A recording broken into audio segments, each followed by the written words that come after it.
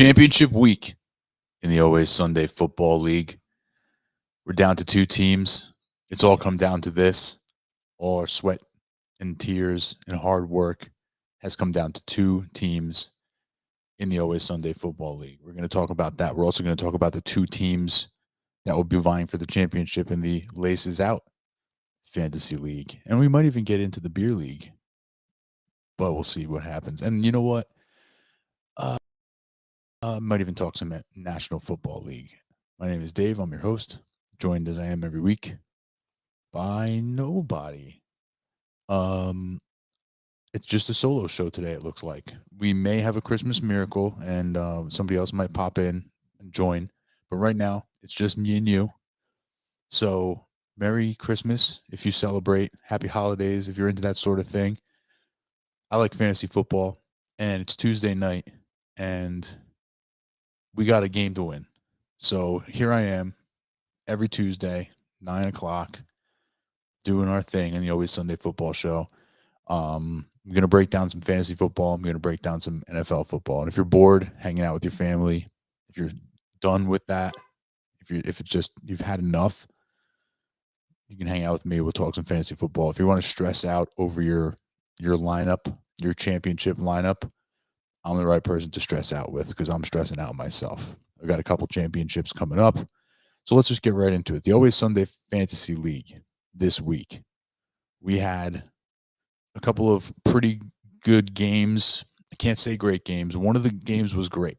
High scoring, back and forth, nail biter, came down to Monday night for the most part. The other one, not so much. So let's start with that one. The number one seed coming off the bye. The Kirk Stillwater gang facing the upstart number 6 seed Mac Attack, 6-8, backed into the playoffs with a loss, with a sub 500 record, worked his way through round one, found himself facing the number 1 seed. Mac Attack scores a 159.34 in this contest, which is a really solid score in a playoff game. You know, you want to get, if you can get above 150, you feel pretty good. You're going to win more than you're going to lose. 159.34. The Kirk Stillwater gang, defending champion, number 1 seed coming off the bye, scores a 97.10. 97.10. 159 to 97. Okay, this was a thorough beatdown, partly because Stillwater gang just didn't show up. Simply didn't show up. Okay, we do this thing every week. So let's just do this thing right now. This week's GOAT is the defending champion, Kirk Stillwater gang, scoring a 97.1 in the semifinals coming off a bye. Not what you want. Matt Stafford, 7 points. He's a quarterback streaming kind of guy. Usually does a pretty good job of it. This week, you live by the stream, you die by the stream. That's what they always say. Amir Abdullah at running back. He lost David Montgomery. He picked up Amir Abdullah, and he did well, actually. 19.5 points. That's a really nice, save your ass kind of pickup in the semifinals when you lose a guy that important. Brian Robinson Jr., however, just 2.1. Nico, a pedestrian, 13 points against a very good Kansas City defense. Puka Nacua, the Rams offense was confounding. The Cup did really bad. He only had like 3 or 4 points. Puka only had 13.6 in that win over the Jets. Drake London injured. Can't hold it against him, but he only got 10.9 points before he got injured. Travis Kelce, T. Higgins, another bright spot, 19.8, scored a touchdown. T. Higgins is very good. Khalil Shakir, 4.2, total dud. And then the Arizona defense, -1. So you like to stream some defenses. He went against Carolina, and it burned him. 97.1 points. The defense ends here. The title defense ends here. Stillwater GOAT, which means that the 6th seed is now moving on to the finals. We'll talk a little bit more about that in a minute. But first, let's talk about our 2-4 matchup between the Drunken Bums and sweep the leg. The Drunken Bums, 10-4 in this matchup, coming in off the bye, scored 166.16 points. 166.16. We talked that 150 was good, 159 was good. 166, that's a solid score. That's you want to do that in a playoff game. He showed up. But sweep the leg, 182.18. Sweep the leg is running hot right now. They're a hot team. Last week in week 15, first round of the playoffs, they needed a win. And if you remember, 191.9 to 189.8, that slim, high flying, high scoring win. They go from 191 to 182. So this team is flying high right now. Hopefully they can keep it going. That's what it's all about very often in the playoffs. It's like who can get hot at the right time. Lamar Jackson, 21.4 points. Kyron Williams, 22.9. He was pretty much the only player in that Rams game that scored well. There was another player that scored just okay. Well, pretty good, actually. And that's Devontae Adams, who was on Sweep the Leg, 19.8. Kendre Miller, huge disappointment. The RB2 situation for Sweep the Leg is a little bit of a mystery. It's a little bit of an enigma. And Kendre Miller is not the answer. And 3, solid game. Malik Neighbors, 13.8. Solid game. Fair. Not great, but fair. Brenton Strange, the biggest mistake of the week that anybody made. People who bought into his 11 target performance or his 11 catch performance, all of us got burned. I'm one of those. But Darnell Mooney, 13 points, and Justin Jefferson, his best game of the season, 144 yards, 10 catches, 2 touchdowns, 38.4. But the Atlanta defense, once again. Now, this is what we talked about last week. Okay, matchups matter. Oh, we got somebody in the chat. Hold on a second. Who do we got? Sorry, I'm just looking down. It's Mr. Magic. Hey, what's up, Mr. Magic? Merry Christmas. Needs help. He's in the final. Okay. You know what? I'm in the finals too, Mr. Full of finals. I'm stressing. So what can I do for you, my man? Bring it, and I'll help you the best that I can. That Atlanta defense helped me the best that it could. 23 or whatever points last week, 30 points this week. They had 2 pick sixes against the Giants. Drew Lock is a comedy act. And 182 points in the semifinals. So Sweep the Leg will be moving on to the finals to face the 6th seed. So it's 4 versus 6. We'll get into that. We'll help Mr. Magic also because that's important as well. So yeah, break it down. I'm sure he's like, I'm gonna get the next message from Mr. Magic is gonna be like the whole screen. It's gonna be an entire story. But I'm ready. I'm here for it. I'm sick like that. So let's do it. When Mr. Magic breaks down his thing, I wanna break down my championship matchup, and Mr. Magic is gonna help me out. How does that sound? Let's see. Whoops. He's really typing over there. Okay, let's see.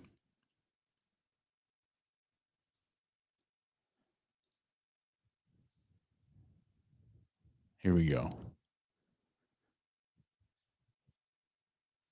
Oh, here we go, Mr. Magic. Let me hide this. Stop sharing, and we're going to show this. Mr. Magic, need to pick 3, but there's a lot of what ifs surrounding some of these players. Choosing between Kupp, Devontae Smith with Jalen out. Yeah, that situation stinks. I'm in the finals against Anthony, one of the other hosts, the regular host of this show. He and I are head to head, and I have Jalen Hurts, AJ Brown stack. So Jalen Hurts being out. Ugh, I'm lucky I even made it this far. Charbonnet, Walker's out. Keenan, Garendo, Monday night.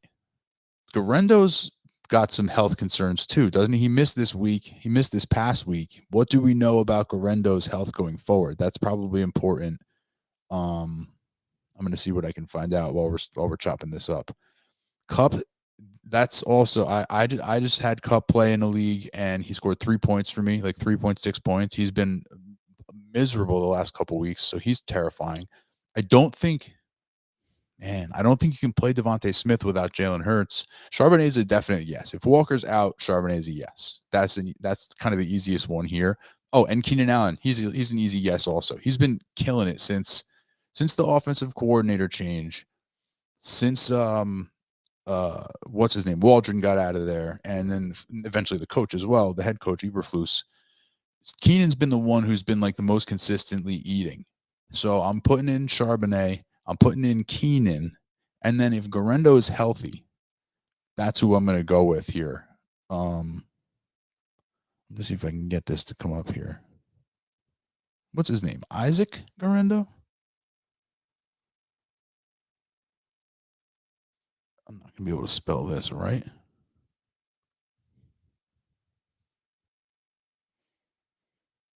No, I can't spell it right, and it's not coming up in the search. That stinks. Ah, here we go. I got him. Nice. You know, if at first you can't spell correctly, keep trying. Okay, so he's expected. This is the last 8 hours ago. He's expected to practice this week. He's also trending well. It could be one game cameo. It could be a one game. Yeah, okay. So it looks like he could actually play. He's trending well. This is I'm checking out Roto World right now. Shout out Roto World. So if Garendo plays, then those are my three. Expecting to practice Thursday is against the Lions, which is bad. Yeah, the Lions are banged up though. Their defense is real banged up. So I'm not necessarily quite as afraid of that matchup as I was. And then also the 49ers run game is, sort of like not matchup proof completely, but I'm good with it. So for me, it's Charbonnet if Walker is out, which it looks like he's going to be out right now. Keenan Allen and Garendo as long as he plays. Those are your three. And then the nice thing about Garendo playing on Monday night is that you still hold hammer. Like at the end of the day, when all the other chips have been played, you still have one guy going on Monday night. So you can always have that hope. That feels good. But those are the three guys. He has Kamara too, but highly doubt he plays. He said he's hopeful to return this week. Yeah, he makes me nervous. The crappy part about Kamara being out is that, this Kendre Miller was a huge disappointment. I thought Kendre Miller was going to be a usable piece. I'm like, I went into last week. I told Anthony we were, kicking it back and forth. I ended up playing Miller. I think he might have played Miller someplace as well. And I was hoping that Miller would like hit or at least be serviceable, be a guy who's like a reasonable starter who you could put him in the flex and, feel good about it. But I don't feel good about it. So, yeah. So if Kamara doesn't play, which you're right, he might not. It's Charbonnet with Walker out. It's Keenan Allen and it's Isaac Garendo. So there you go, Mr. Magic. That's my present to you. That's my Christmas present to you. Breaking it down. If you have anything else, let me know. I'll be here. I'm just doing my thing. So here, this is what I got going on, Mr. Magic. Let's do this. Mr. Magic knows my co-host Anthony. If Dobbins plays, do you like him over Spears? Oof. Oh, man. That scares me. Spears has been playing really well. Pollard, we know, is banged up. And Dobbins is coming off the layoff, off the injury. I do believe he'll get quite a bit of work. But, Gus Edwards has been okay, especially, he just had a really good game. That makes me nervous. Ah, man. Dobbins over Spears. Dobbins coming off the layoff. He's a guy I would throw in there if I was desperate, but if you have Spears, I don't think you're desperate. I think I feel good about Spears. As long as Spears is healthy and Pollard remains banged up, which it seems like he is, I might lean Spears there. But I don't know, man. Dobbins is such a scary player for me.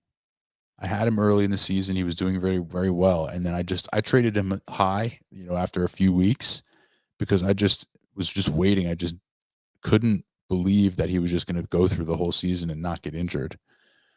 So now if he comes off IR out of nowhere and just looks great.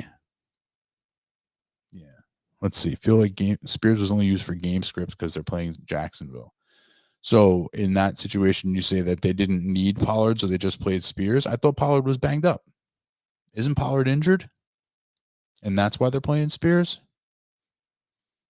Let us check. Let us check that out. I know how to spell. Here's a cool thing. I know how to spell Tony Pollard. Whoops. And I still spelled it wrong. I dropped the ball right before the end zone. Pollard banged up in 10-touch week 16. Yeah, let's see. Entered the game active. He didn't practice all week before last game due to an ankle injury. And then he played through the ankle injury for the second straight week. Seeded passing down snaps to Spears.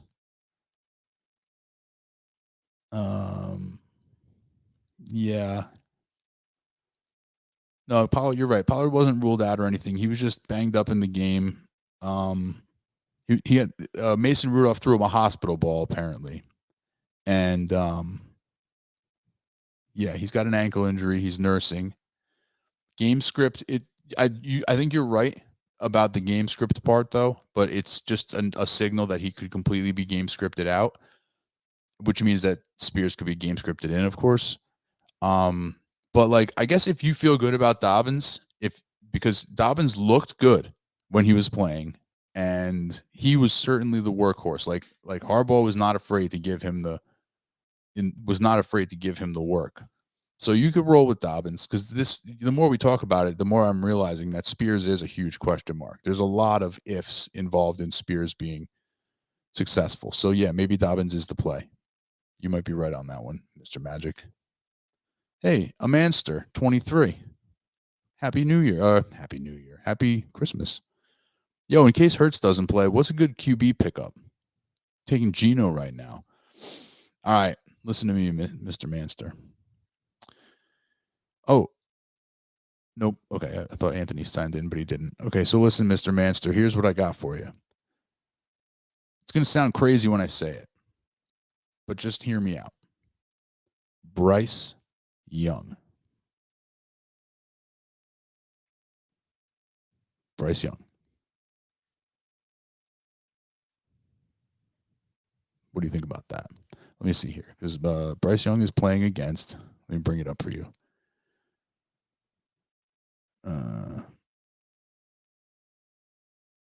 Why don't I see him? Oh, here we go. He's playing against Tampa Bay. Tampa Bay's defense, you can throw on them. Young has been looking good. He's got Thielen. He's got Jalen Coker. My guy, I mean, it depends on who's on your waiver wire, of course. Like, who are the best couple guys? But to me, considering matchup, considering everything else, the team is playing hard. They've been successful. Last week, they scored 30 points against Arizona and knocked them out of the playoffs. Bryce Young. You could do worse. You could do worse. All right. Mr. Magic. Mr. Magic, scared of Jamar being shattered by Surtain. Okay. Jamar Chase. I wouldn't be worried about that. Now, great players. I mean, I think Surtain is easily the best cornerback in the NFL. No question. However, I don't think that anybody could guard Jamar Chase. Not every play, not all game long. First of all, he won't line up against him. He won't lock. He won't shadow. Like, there still will be plays because T. Higgins is very good too, but I wouldn't be worried. I wouldn't not play Jamar Chase in a championship because of Surtain. You just play him. That's Jamar Chase. You put him out there. Jason Ortiz. For a second, I thought it was John Ortiz. I was like, what? Start one. MHJ, who dropped 26 versus the Rams this year. You mean 26 points or 26 balls? Thielen, McMillan, or Tracy? Start one. Oof. For me, it's probably Thielen or McMillan. Maybe McMillan for upside. Was just talking about the Panthers Tampa Bay game. There's going to be some passing done there. There's going to be some points. I like Thielen. I like McMillan. I was thinking of starting MHJ because my opponent has Murray, so I can counter him because I got Jane Daniels and he has Terry, so he counters me. Oh man. Okay. This is tricky. If Murray has a bad game, you're dead with Harrison. So he could have like you MHJ is only having a good game if Kyler has a good game. If Kyler has a bad game, you're dead. You're dead there. So I wouldn't do that because it could cut it doesn't it's not just a one-way street. You could get screwed that way. So I wouldn't do that. For me, it's still McMillan or Thielen.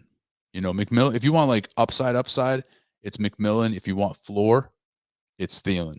That's what I'm. That it depends on what your lineup needs. If you need somebody who can just explode, I would say probably McMillan is your guy. If you need a guy who's going to be solid for you, it's Thielen. A Manster, yeah, Young is next here. I don't think Geno's can be considered reliable. He's another guy. They want to run the ball as much as possible on that team. He does end up getting some passing volume in some games, but yeah, no. For me, it's Young. That's the move over Geno. What do you guys think about this matchup here that we got going on? This is the championship matchup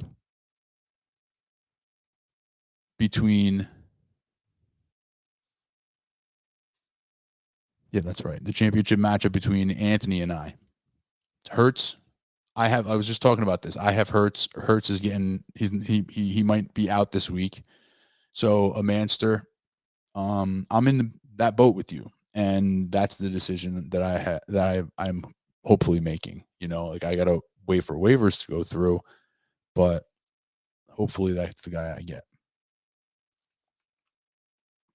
Especially because I have Thielen in the flex there. I have that'll give me a young Thielen stack, and if I'm going to have a backup quarterback, I may as well have the upside, the added upside of a stack. Double the points, double the fun. I got Kyron Williams and Devon Achane. He's got James Cook and Josh Jacobs. Those are some good running backs. I got DJ Moore, AJ Brown, and T Higgins. He's got Justin Jefferson, Brian Thomas, and CeeDee Lamb. Those are some good receivers. I have Brenton Strange as my tight end, but I'm going to be picking up Okonkwo. I'm fortunate to be in a position where I can say that and not worry about it because I have first priority there. What do I think about Drake May? As a player, I love Drake May. I think he's awesome. I think he's going to be great. I had him in Dynasty, and I don't really regret trading him away because I got a good deal when I did that. But he's a guy who I like. Man, I wish I had Drake May. I'll say Chig, Mr. Magic, but both of them are good. But I'm going to say Chig. I think Hawk is a clear third option now behind, because now that Addison has fully emerged, I would say that Hawkinson has taken a clear back seat. He used to be like the second option, but now he's the clear third option. Whereas Chig's the number 2 option on that team, and Mason Rudolph seems to like him. So I would go Chig. But again, that's a decision. That's what I'm doing. You don't have to do that.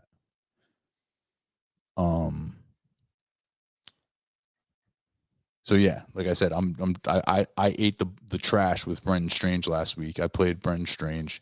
Did not go well for me. I was lucky to get through. And so this week I'm gonna use my first. I'm ahead in the we're both broke on waivers and nobody has any fab left, and I happen to be one spot in front of him on the priority. So unless something crazy happens, unless somebody who's not in the playoffs decides to pick somebody up, then I should get Strange. Mike Evans and Thielen in my flex. Oh, and he's got Dalton Schultz at tight end, by the way, which is a good play. That's a good play this week. Mike Evans, Adam Thielen versus Neighbors and Ridley. We both have some pretty solid teams. I wish Anthony was here so that we could talk about it. But early in the season, as we were making our moves and making our trades and doing what we were doing, he was like, coming out of the draft, he felt really, really good about his team and he considered himself one of the favorites. But, I had some moves to make. I had to kind of get myself into the position to have this team. But now that I got it, he reached out to me. He's like, "Oh my god, you know, I was feeling pretty good about this, but now I know that you're actually a competitor in this league, and so now we're here head to head in the championship game, and Anthony's not here to speak his piece, but he's having a happy Christmas with his family. So I guess we both are winners. But yeah, that's going to be a tough matchup. Um, it could literally go either way. The only thing that's tough in that matchup for me is that a couple of the guys that he has on that team, namely Justin Jefferson, Malik Neighbors, I have them on my other team. So it's like if I win my main league matchup, I'll probably lose this matchup because my own players are playing against me. I call it a double agent.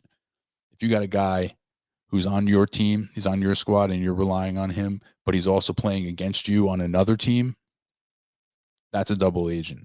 So every week you got to be aware because a double agent could really hurt you, or it might not hurt you so bad.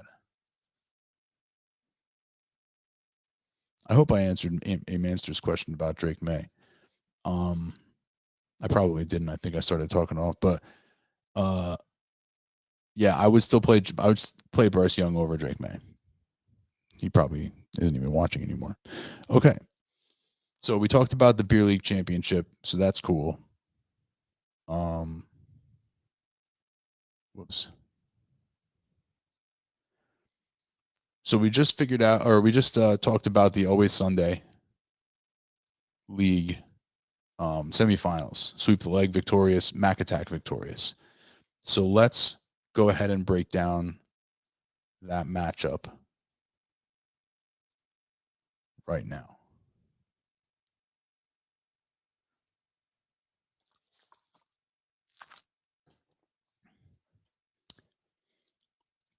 On the left, you'll see my team, and on the right, you'll see my opponent's team. My opponent is Eddie Mack, which I forgot Eddie finished in third place last year. So he's in his first year in the league, he finished in third place. This year, in his second year, he's playing in a championship game. So good job, Eddie. He only looks dumb. We got Lamar Jackson versus Jared Goff. That's a pretty good battle right there. I got Kyron Williams and right now Kenneth Walker, but I don't think I can play Kenneth Walker because Kenneth Walker is probably not going to play this week, which I have Najee Harris on the bench. I have Isaiah Pacheco on the bench. I have Kendre Miller on the bench. None of those guys are good options. I put a couple of waiver claims in on a couple of other running backs, but the bottom line is my running back 2 is going to be a complete dart throw. Complete dart throw. On the other side, he's got Jahmyr Gibbs and Isaac Garendo. Sorry. He played Patrick Taylor, I think, last week. But he's probably going to play Garendo this week if Garendo plays. I think, he gets the edge at running back for sure because Kyron's good. Jahmyr Gibbs is probably a little better. And then his running back 2, if he plays Garendo, will definitely be better than whoever I play at my running back 2. I got Adam Thielen, Malik Neighbors, Devontae Adams. He's got Smith and Jigba, Downs, and Jaden Reed. I think I probably get a slight edge here at receiver. Josh Downs is a pretty boomer bust, and Jaden Reed is very boomer bust. Jackson Smith and Jigba is very solid. He's probably the best or second best receiver on that list right there. But Thielen, Neighbors, Adams is a pretty decent combination. We talked about it. I'm going to be using Chig as my tight end against Trey McBride. McBride's still better, but at least my guy, I can rectify my Brenton Strange mistakes. And then my flex is Jalen McMillan, who we talked about a little bit, and Justin Jefferson against Jonnu Smith right now and Travis Etienne. He's also got Keon Coleman on the bench. He's got that Devon Valet from Denver, so he could make a move there. He could swap in some of those guys. It's going to be a good contest. It's hard for me to be objective here because, obviously one of these teams is mine. I hope for the best. My running back 2 is my Achilles heel, no question. So, somebody else has got to do really well to make up for that. Maybe Jalen McMillan, maybe Justin Jefferson, Adams, Neighbors. Could be anybody. Maybe Kyron Williams has another awesome day where he's got 100 and a touch. or more. 120 and 2 touchdowns? Maybe. Well, we'll see. So that's sweep the leg versus the Mac attack. Next week, next Tuesday, we're going to recap it. We'll let you know who won. Hopefully, well, we'll see. We'll see what happens. You guys want to talk Dynasty? Do you want to, I mean, if anybody's got your questions, if you're in a finals like me and you need to figure out who you're playing at your RB2 or your flex, let me know. We'll work it out together. We'll figure it out.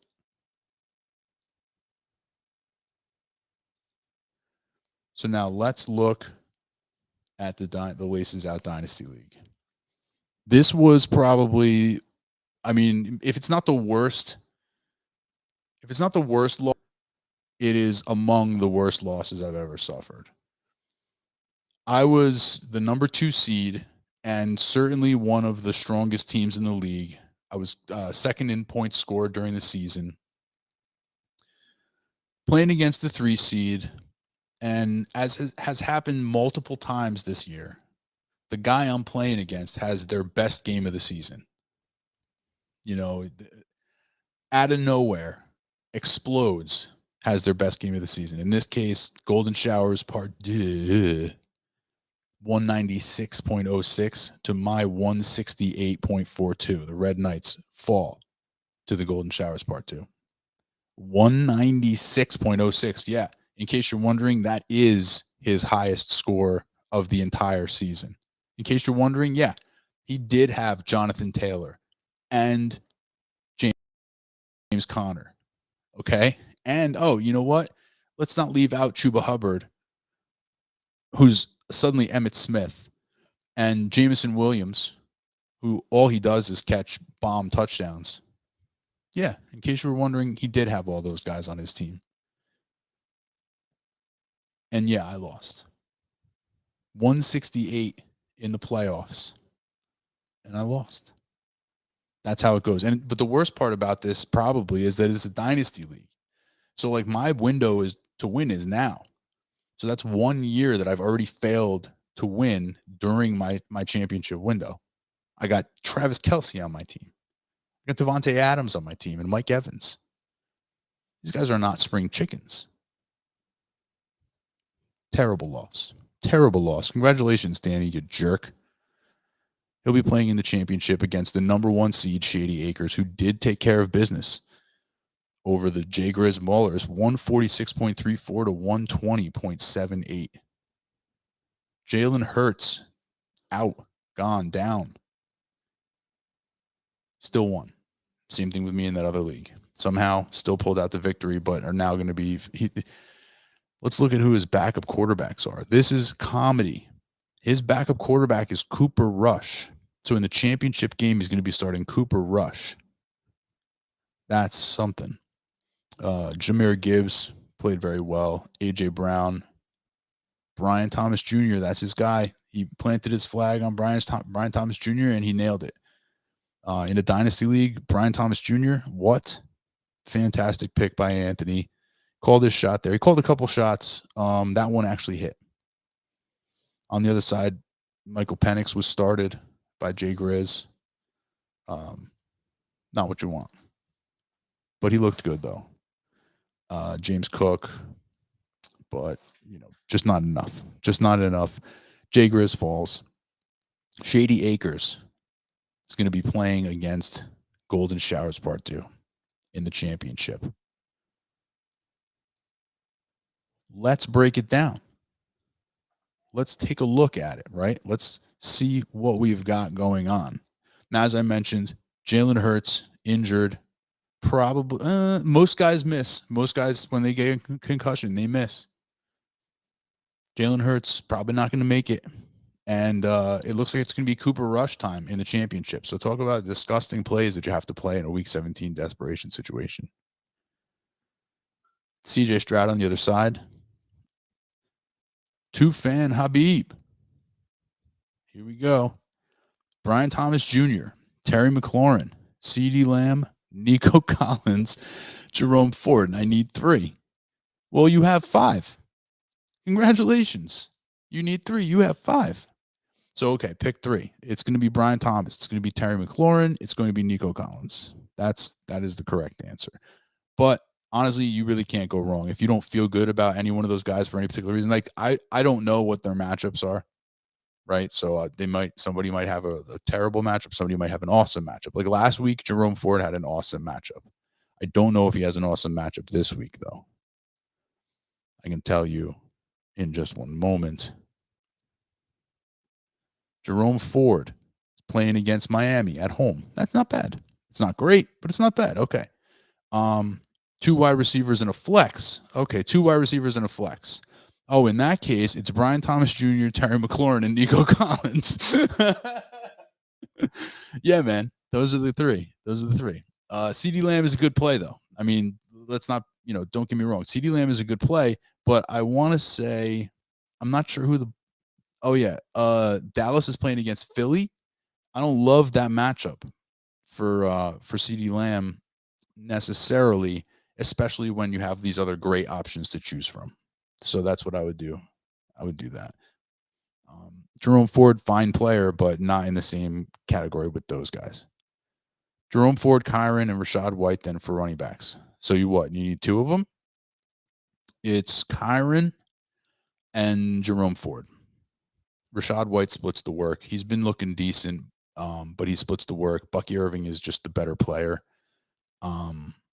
So for me, it's Ford and Kyron. They should see the bulk. Like, it's volume based. These guys will get the majority of the work for their teams. No, like, most likely. Certainly Kyron will. Jacob. Yeah, it's Kyron and Ford, 2 fan. And hey, everybody like and subscribe. I haven't been saying that enough. Like and subscribe. We do this every Tuesday night. We do this on Sunday mornings, 10 to 12 before the games. We get on, we chop it up. We talk about DFS lineups and stuff.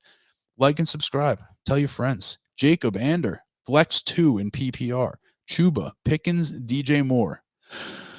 It's Chuba for sure. I just talked about Chuba. He's awesome. He's great for fantasy. So Chuba's definitely in there. Now here's the thing. DJ Moore has been fine. I'll say this. DJ Moore is probably the floor play here. He's got a safer floor, but Pickens certainly has the higher ceiling. When he's in the game, he's dangerous, and their offense revolves around him. Russ loves to throw Pickens deep balls.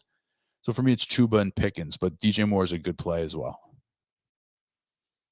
2 fans got Kittle for TE. Good for you, bro. Love Kittle. One of the best.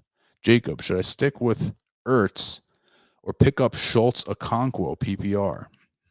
I would pick up Okonkwo over Schultz, that's for sure. And I would probably play Okonkwo over Ertz. I think I would play Okonkwo over Ertz right now. Yeah, he's high up on my list. Yeah, that's what I would do. It goes Okonkwo, Ertz, Schultz for me, but they're all good plays. I have a bad feeling when I start. Oh yeah, you know what, Jacob? Thank you for bringing this up. I hate when all my guys go on they're all at 1:00. And then I have no guys at 4, and I have no guys on Sunday night. So Wednesdays and Thursday games, so early. Believe me, I'm with you. Number one, I think over the course of time, it's generally the Thursday night games, for example, will be lower scoring, and I think that's because the teams don't have enough time to recover and prepare and all that other stuff. So Wednesday game, I mean, that's crazy. So I agree with you. I'm with you, Jacob. Wednesday games make me uncomfortable. I hate having guys already done. I'd rather have all my guys play at the end, not at the beginning. So I'm with you. That's why you're leaning DJ. Okay. But don't make your lineup decisions based on that. I mean, I think that they're going to be, if Pickens plays, they're going to be forcing the ball to Pickens. They're going to get the ball to Pickens. He's going to have a part in the game plan. However, like I said, DJ Moore is a fine play. So if your lineup doesn't need that explosive upside that Pickens provides, then play DJ Moore. If it makes you feel more comfortable and you don't need that explosive upside, then DJ Moore is a really good play. He is. F Jonathan Taylor. Jake, like and subscribe, everybody. Like and subscribe. F Jonathan Taylor lost by 10 since he decided to go off. I was just talking about that, Jake. You tuned in like 5 minutes too late. I lost.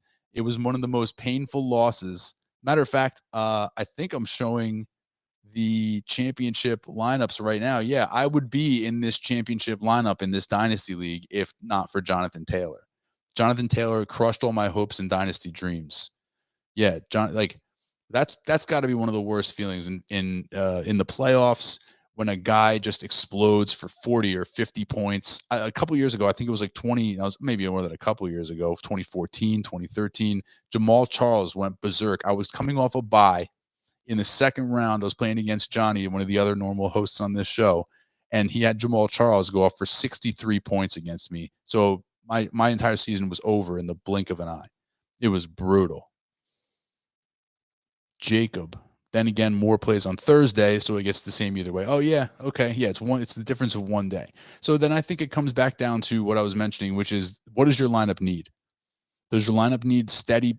Does your lineup need a floor play, somebody who's stable and he's going to get you like 12 points, maybe 15 points, or do you need a guy who can get you 30? Are you an underdog? Are you favored? Is it a close matchup? Do you need if you need that explosive upside? I believe Pickens is the play in that situation. Jake scored 40. Yeah, 40. I think in my league it was 46 in a half PPR. 46 and a half PPR. Offensive and defensive dynasty, 10-man. That sounds crazy. Offensive and defensive. Do you have to play individual defensive guys? Like every position? Or just like 3 defenders or something? How does that work? So yeah, we're looking at that's what we were talking about, the dynasty championship that I should be in, but instead there you see him, Jonathan Taylor. But he also had James Conner, so I got my butt kicked. Oh, there it is, 46.8 points. That's what he scored last week. James Conner might not play this week, ladies and gentlemen. So if you're making your lineup decisions, keep that in mind. If you're doing your waivers, keep that in mind. As a matter of fact, you got Jonathan Taylor, and I'm not sure who his backup is. I believe he has all the Cardinals backups on his bench. He's got Chuba Hubbard though as in his flex, so he might just slide Chuba Hubbard up to the running back position and play a Darnell Mooney off his bench. DK Metcalf, AJ Brown, Calvin Ridley against DJ Moore, who we were just talking about, Garrett Wilson, DeAndre Hopkins. It's pretty balanced. I think maybe I give the slight edge to Anthony here, Shady Acres. Jake Ferguson or Hunter Henry against Kyle Pitts. That's obviously whoever's not Kyle Pitts in that situation. Brian Thomas, Kendre Miller, that's not going to happen. If Kamara plays, it'll be Kamara. If Kamara doesn't play, he might have somebody else on his bench, but I don't expect him to play Kendre Miller. Then we got Jamison Williams, and like I said, probably a Darnell Mooney if he uses Chuba as a running back. This is a pretty even matchup. I can't call it. And especially because I'm like emotionally invested, I can't call it. You know, I hope both teams lose if that's possible. This is interesting. 2 DBs, 2 LBs, 1 D, and 1 DL. Interesting. I always thought, like, man, how do I keep track of all these players? But you're keeping track of double the amount of players. Good for you, bro. Ben Bilodeau. Do you think that I should start Dalton Schultz tomorrow against the Ravens, or should I wait to see about Njoku's injury? Schultz, because it's not. I mean, the injury is one thing, but who's his quarterback going to be? If it's DTR, you can't start him. Well, maybe I guess you could start him, but I wouldn't want to start him. I'd play Schultz in that situation. Dell is out, so Schultz has to take on a little more work. He's got to get a little more volume. So he's a good play. Schultz is a fine play. I would do that. And a 2 QB league. So you basically play every single player. Every single player. That's pretty good. That's a lot, though. But I'm sure if I did it for like one season, I'd probably fall in love with it too. I'm sick like that. So we got our redraft recap out of the way. We looked ahead. We got our dynasty recap out of the way. We looked ahead at the championship contests. I have no idea how we're going to recap those contests because, just like today is an issue, just like my other three co-hosts are not here right now because of the Christmas holiday. We have the New Year's holiday next week too, so I don't know what's going to happen. It'd be crazy. I might be here just kind of doing it by myself again, but that's fine. That'll work. Make sure you like and subscribe. We do this every Tuesday night. Like I said, rain or shine, whether it's just me or it's me and the guys, every Tuesday night, and then Sunday morning. This is important. Sunday morning, before the final thing, the last thing before the games actually start. Now, we do have 2 Wednesday games. We have a Thursday game. So 3 games already be in the books. But Sunday morning from 10 to 12, Anthony and I will be here, and we'll be breaking it down. We'll be talking DFS. We'll be breaking down. We'll talk about every fantasy relevant player, and we will set every possible lineup we can set on our way to the championship. It's going to be fun. It's going to be fun. But now, would you like to come along with me on a quick run through of the actual NFL slate for this coming week? Jake, it makes me feel like an NFL GM. I'll bet. Personally, wasn't a huge fan at first, and now you have fun with it. Yeah, I can get that. It's just probably very overwhelming at first. Made a couple huge trades this year. Acquired St. Brown, very nice. Traded away Kelsey. Nice. Good for you. 25-man rosters. Almost made it with everything that happened. Yeah. 25-man. See, I would have, in my imagination, the roster was much bigger than that. So if you have 25-man rosters, you got like 10 of them on offense. You have almost 10 of them on 6 of them on defense. So that's actually a pretty short bench. Right? That's interesting. Must keep the waiver wire must be active. Consistently active, probably. There's so many players involved in every starting lineup. Cool. I like that. I like a short bench. I like it when you have to make those decisions. You have to make those ad drops. You have to make these moves. I like that you have to. I like it. I don't like it when you just like can throw a million guys on your bench. You throw a million guys on IR. And I like it when a guy gets injured. Like in my main league, we don't have an IR spot. We have a 5-man bench and no IR spot. So if a guy gets injured, you got to make a decision. Like, are you going to keep him because you need him? You want to hold him for down the line, or are you going to drop him? Do you need that roster spot? Like, what are you going to do? You have to make these difficult decisions. I like that. I mean, it's part of the management of the team that I think, separates the good managers from the bad managers. There's more than just having Jonathan Taylor go off for 46 points in your lineup. It's the other moves that you make that put yourself in position to succeed. So this past week, every week we do a 4-man contest. It's not just me every week here by myself, just yap a camera. I'll do that on a special occasion like today, but usually I have 3 co-hosts, and we do a 4-man DK contest on DraftKings. We do each enter a lineup against each other. This week, oh my goodness, it was close at the top. Okay, so Danny Mac, he got his comeuppance. He came in last place. Listen to this. Playing 15 and 10 on the bench. Waiver wires are mostly scraps. Yeah. So I guess it's similar to like a dynasty league. Fair enough. That's a lot of work. You got to be moving and shaking, man. If you get an injury, that upsets the apple cart. Danny Mac came in last place. And I need to show you this. Look at this score, 81.64. Disgusting. Gross. He should be embarrassed. He played Tim Patrick. He played Trey McBride. He played the gym against another NFL team. Best QB in the draft.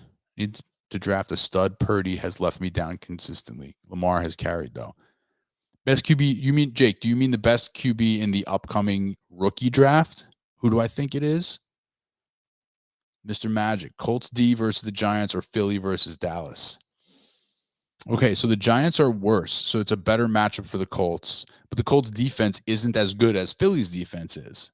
So I think they're both fine plays. I kind of trust the Philly defense a little more, but Dallas is way, way better than the Giants are. So I can definitely see the Colts. I can see the Colts being your choice. Damn, I'm not sure. Don't like playing anyone tomorrow, even Fairbairn. Yeah, he's another one. Mr. Magic doesn't like early plays. He likes the late plays too. You know what, Mr. Magic? I'm gonna say play the Philly defense because they're just a better defense. I don't think the Giants, while they are bad, he's not gonna throw 2 6 picks every week. CMC, Pacheco, Puka, Godwin, sorry, Hutchinson, Pickens, Olave. Oh, those are all the injured guys. Yikes. Yeah, that's rough. I have one team that we don't talk about much because it's on Yahoo, and I manage a team with my dad, and our team got ravaged by injuries. We won the championship last year. This year we finished in last place. We got destroyed by injuries this year. Okay, so out of the rookie draft, the best quarterback, I think, man, I first of all, I don't think that this year has good quarterbacks. So like, if you could, I don't know how your draft picks work or anything like that, but I think the next draft is going to have better quarterbacks, and then the draft after that should also have really good quarterbacks. I think like Arch comes out in another year or two, maybe 1 year. There's a couple other guys who are going to be a little bit down the line, so just keep that in mind. First of all, I don't know. I don't know if you can, live with Purdy. He's still pretty good. He's just like his whole team was decimated by injury, lost a lot of players.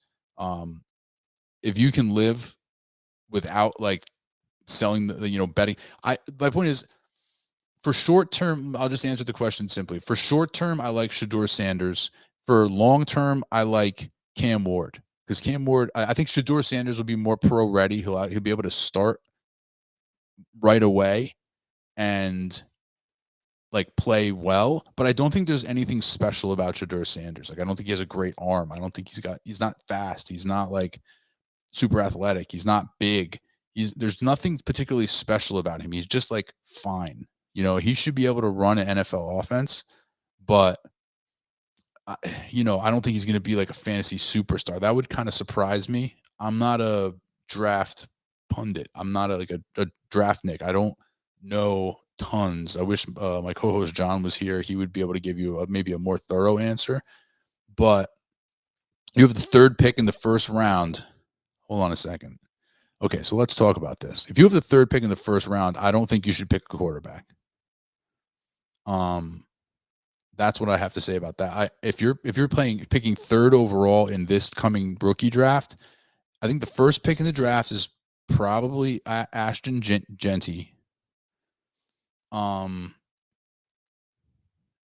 Get more loaded. It's probably it's probably Genty, and then it could be Travis Hunter or maybe like Tet McMillan if you think he's the better receiver.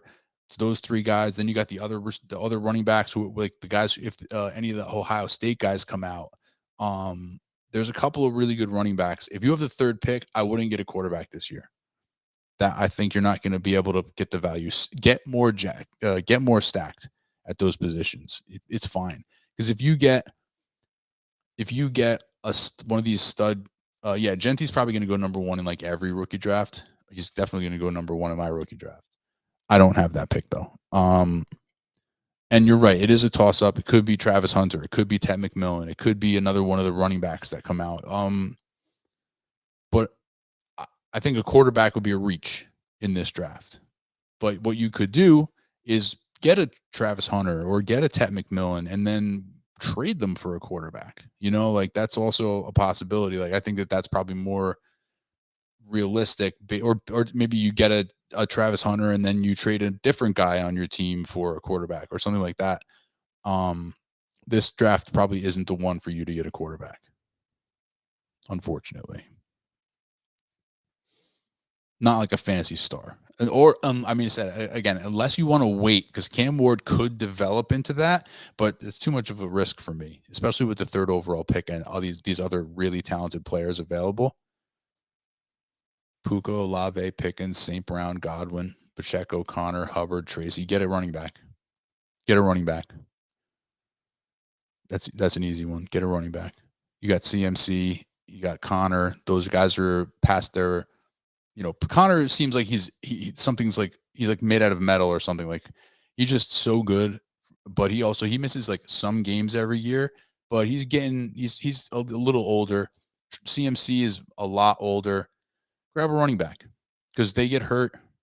But again, Puka, Olave, Pickens, St. Brown, Godwin.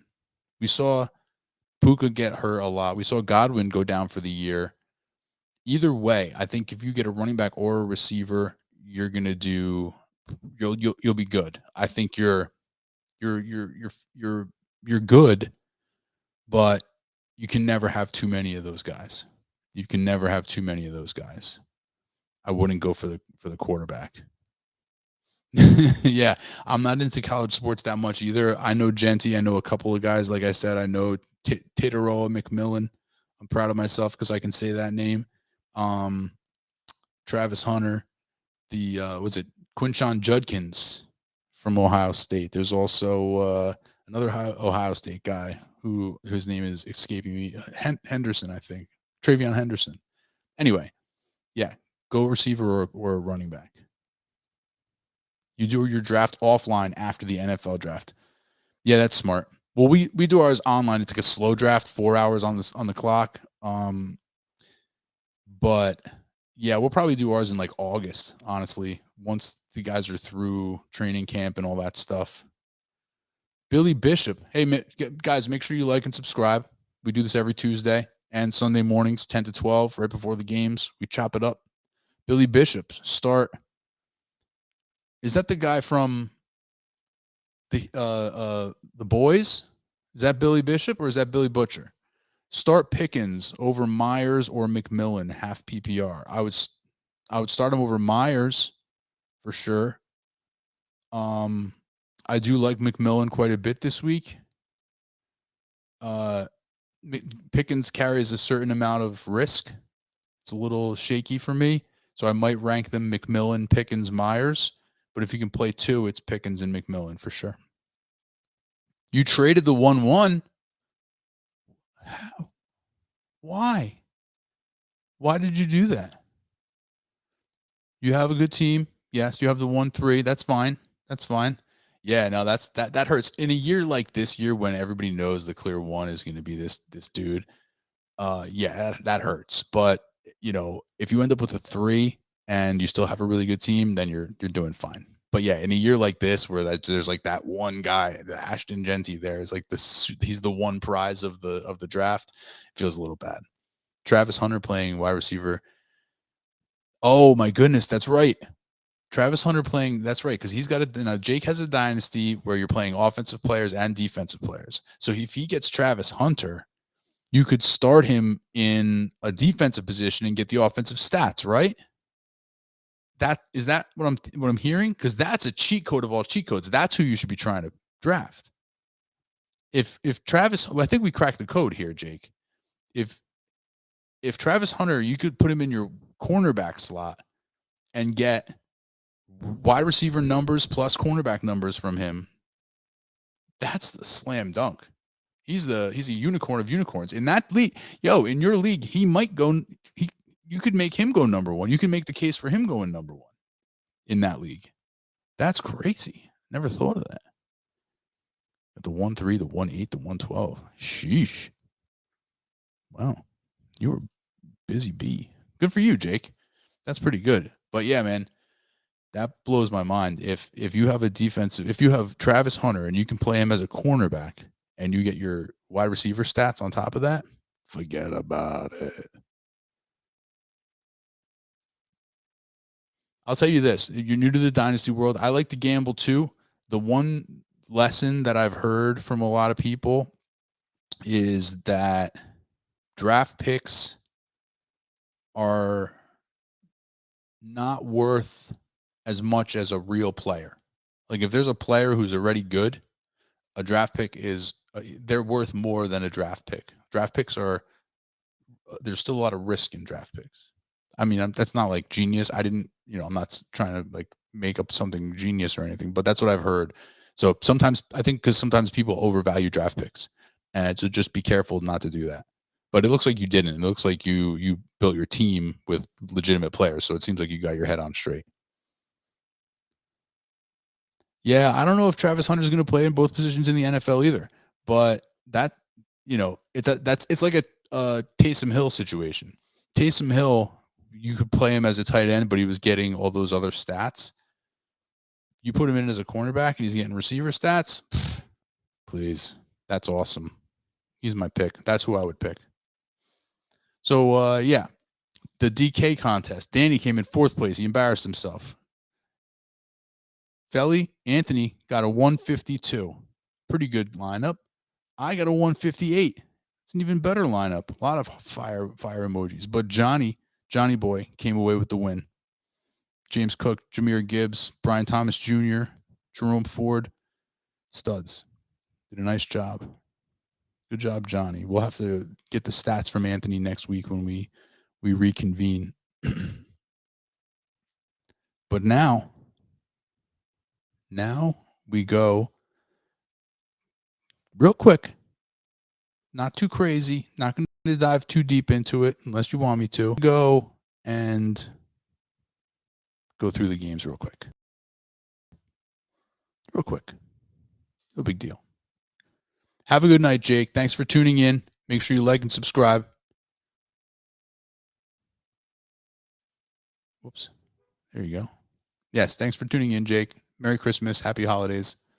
Like and subscribe. We'll see you on Tuesday or Sunday morning. My cup of coffee, the picks, coffee and picks. It really doesn't get a lot better than that. All right. This DraftKings, they like to continually log me out. I guess it's because of where I live. You can't just like stay logged in. They have to continually check, like, are you still watching? Are you still watching?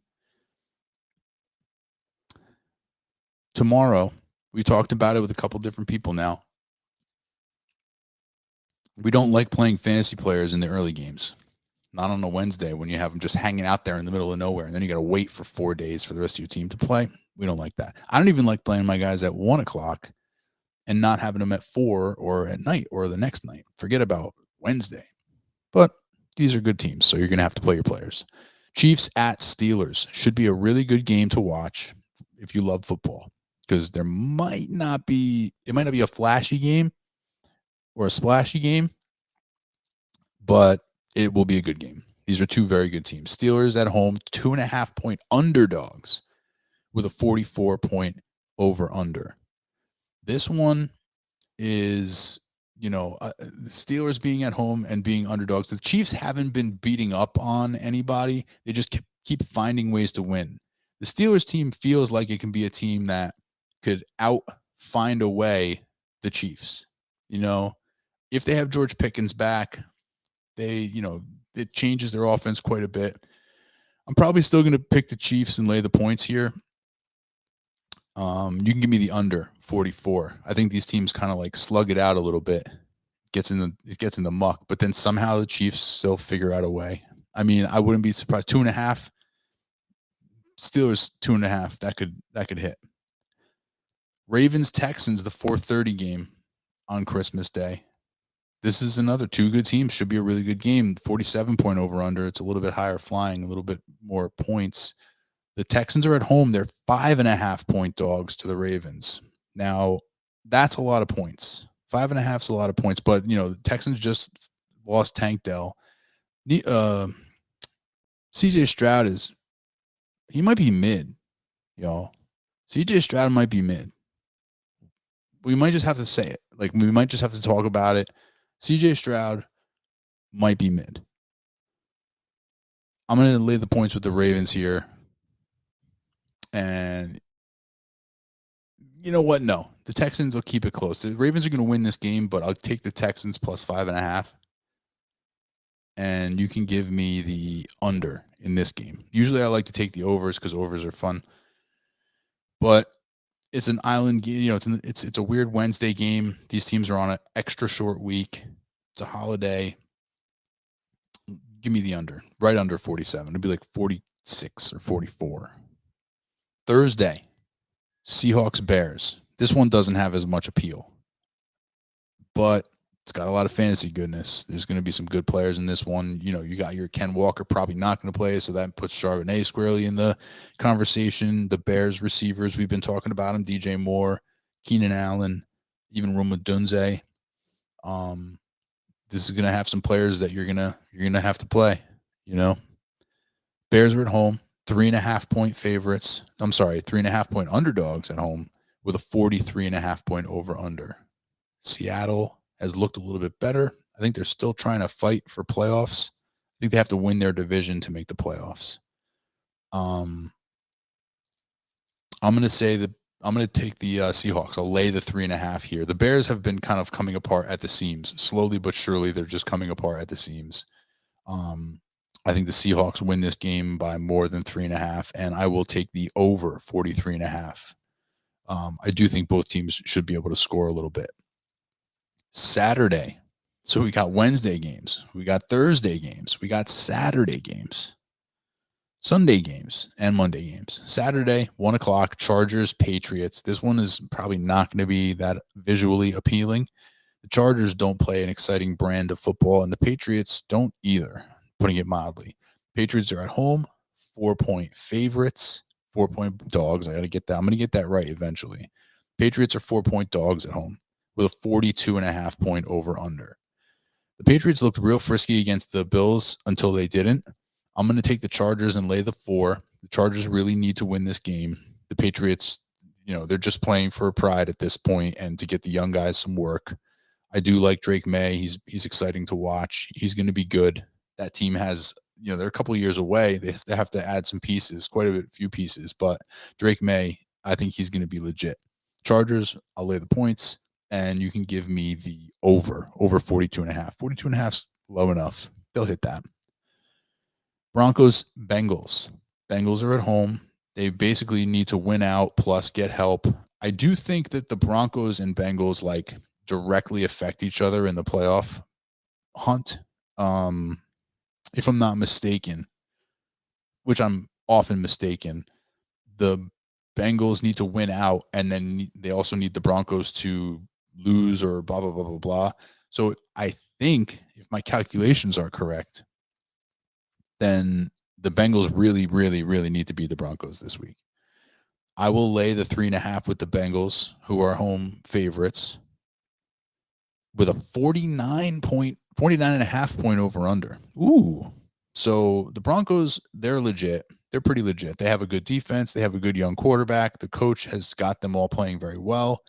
The Bengals score 30 points every week, but they also give up 30 points every week. They can't stop anybody. So I'll take the over 49.5, and I will lay the points with the Bengals. And we just hope for the best there, because the Bengals are fun. I think they're fun to root for, and I would love to see them in the playoffs. They would be so fun in the playoffs, because it would be a playoff game where teams would have to score 30 plus points. You have to score 1 billion to beat the Bengals. Cardinals, Rams. Rams are at home. The Cardinals just got knocked out of the playoffs. They're officially out, but the Rams are still alive. I think they're just like the Seahawks. I think they need to win the West to make the playoffs, but they're very much alive. I think they're in first place in the West right now. 6.5-point favorites, 47.5-point over/under. The Cardinals just lost to the Panthers. It was close. It was 3 points or something like that, but they did lose, and they got knocked out of the playoffs for it. I'm going to say that I'm going to say the Cardinals plus 6.5, but I think the Rams win the game. I think the Rams win the game by a field goal or something like that. 4 points, 3 points, less than 6.5. I'll take the Cardinals with the points there, but they don't win the game. And a 47-point over/under, I will take the under, 47.5. Sunday games. It's time for Sunday games. Jets, Bills. The Jets have nothing to play for, and they haven't had anything to play for in decades. Bills, home, minus 9.5 with a 47-point over/under. 9.5 is a lot of points. I think, Rodgers is real beat up right now.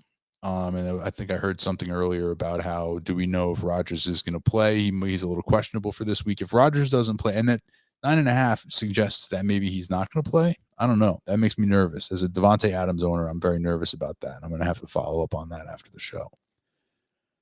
I am going to take the Jets plus 9.5 if Rodgers plays. If Rodgers doesn't play, Bills minus 9.5. But if Rodgers plays, they'll keep it closer than 9.5 points. They will lose the Jets, but they'll keep it closer than 9.5. 47, I will say over. Colts, Giants. The Giants looked abysmally bad last week. They're 8-point dogs at home to the Colts, which tells you so much, with a 40.5 point over under. I'm going to take the Colts laying the 8 points, which is crazy. But last week it was like 9.5 to the brand new Falcons. Like Michael Penix's first start, he was favored by 9.5 points over the Giants, and they beat the shit out of him. Colts minus 8, and you can give me the over 40.5. That's a low number. Cowboys, Eagles. Eagles at home.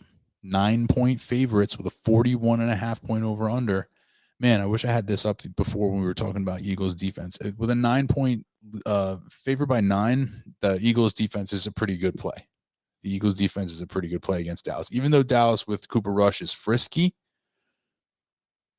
the Eagles are a good play on defense. I will say, but here's the other thing, is that Jalen Hurts might be out. Now, this is wild. Kenny Pickett is the quarterback for the Eagles, and they're still favored by 9. That's something. That's quite something. Eagles minus 9. I don't know if this is presuming Hurts is going to play or not. If this is presuming Hurts is not going to play, then it would be like minus 14 with Hurts. I don't know. I'm going to, if it's just like before, if Hurts plays, I'll take the Eagles minus 9. If Hurts does not play, I'll take the Cowboys plus 9. 40, and the other guys aren't here, so I can pretty much do whatever I want. 41.5 point over. Carolina Panthers, Tampa Bay Buccaneers. Tampa Bay, they're playing for playoff position. I believe they are trailing in their division right now. They trail the Falcons, and they need to win everything. They need to win out, and I think the Falcons need to lose. Panthers, Bucks. Bucks are 7.5 point home favorites with a 48.5 point over under. This game could be very fun to watch. I will take the Panthers plus 7.5. That's a little bit too much. I do think the the Buccaneers win the game, but 7.5 is a lot. Panthers are playing better than that. And I'll take the over 48.5. Raiders, Saints. Okay, Raiders at Saints. These teams are terrible. The Saints are at home. They're 1.5 point underdogs with a 37.5 point over under. This game stinks. I will lay the 1.5 with the Raiders, and I'll take the over. Parker Bledsoe. Hey, Parker. Start 2, Jennings, Debo, Flowers, Ladd, or McMillan. Okay. So I think I will say Flowers. First of all, Flowers I think is banged up, right? So you got to check his injury status. He might. I don't think I'm not sure if he's in danger of missing the game, but he's certainly banged up. I will play McMillan, and if Flowers is fully healthy, I'll play Flowers. If Flowers is not healthy, I will play Ladd McConkey. That's what I'm going to do there. McMillan is locked in for me, and then it's either Flowers, then Ladd.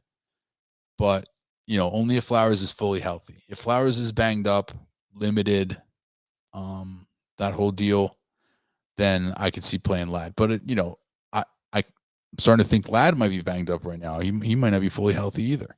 Everybody's banged up. Yeah, so it's McMillan for me, and then Flowers or Ladd, depending on which guy's healthier.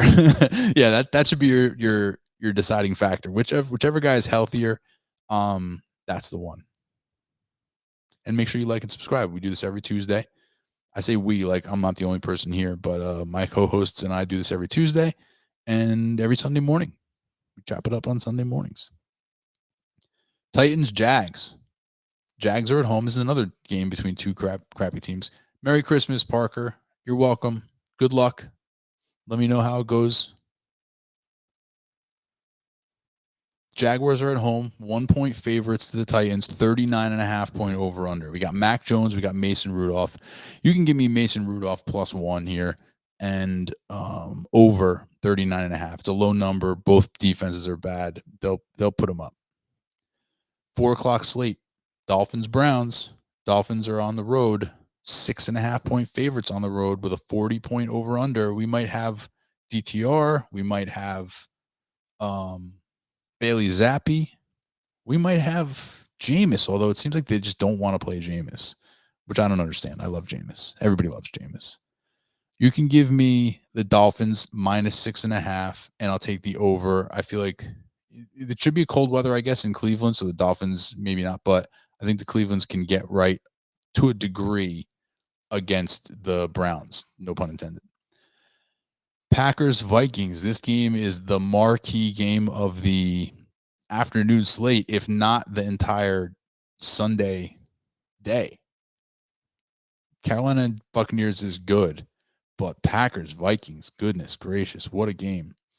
Vikings are at home, 1-point favorite, 48.5-point over-under. You can give me the over, and I will take the Vikings -1, but this is a true toss-up. Like, both of these teams are awesome. Can't wait to see them both in the playoffs.